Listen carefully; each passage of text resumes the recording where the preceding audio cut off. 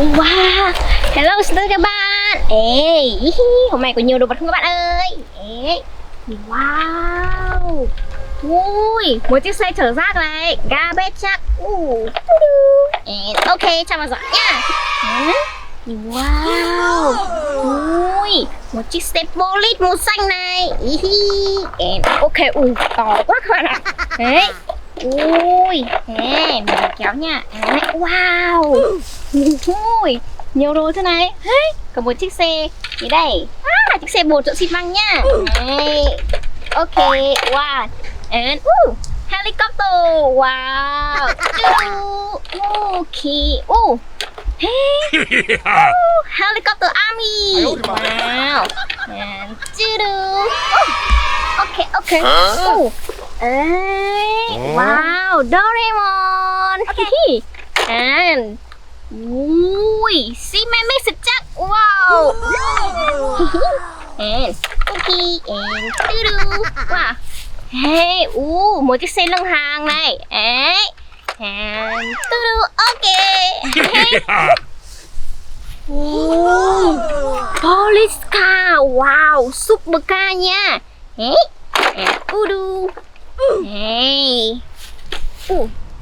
Wow. Superman. Wow. And ta-da. Wow, cement mixer truck. Wow. Ok. Wow, nhiều không các bạn. Let's go. Ok, cùng mình đi tìm những đồ vật tiếp theo nha. Wow, các bạn ơi. Whiskun and wow, Whiskun pink. Wow, and let's go. Wow. Tiger. Wow, and and okay. Wow, train. Okay, train. Ok, bây giờ cùng mình khám phá từng đồ vật nha. Ok. Let's go. Wow, các bạn thấy mình có nhiều đồ chơi không? Wow.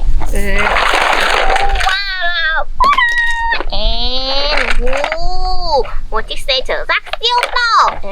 Mình cho đi được cách nha. Wow.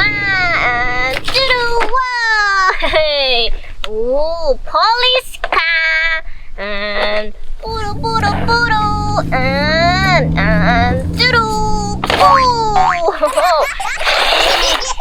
Wow, cement mixer truck.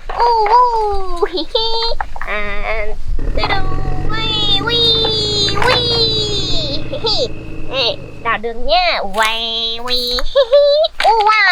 police super car.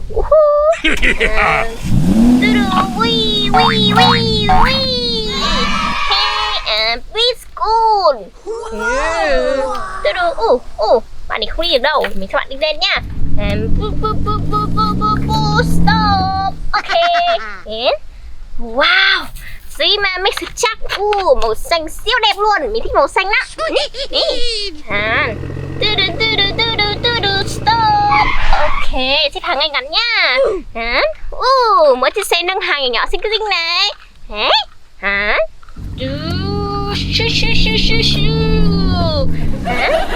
Wow, train. Bạn nhìn này, bánh chạy này. Bạn đi không chạy được. Không chạy được ở dưới cát đâu. Wow. Siêu chưa? Doraemon. Ok. Wow, helicopter. Wow, xe bạn đi lên nào. Ok. Wow, cement mixer truck tiếp này, màu đỏ nhá. Đấy đi. Ok. Wow, một bạn sư tử bạn hổ. Mình nhầm tí. Cho nhỉ đây nha. Wow, gá. Helicopter. Wow, 1, 2 and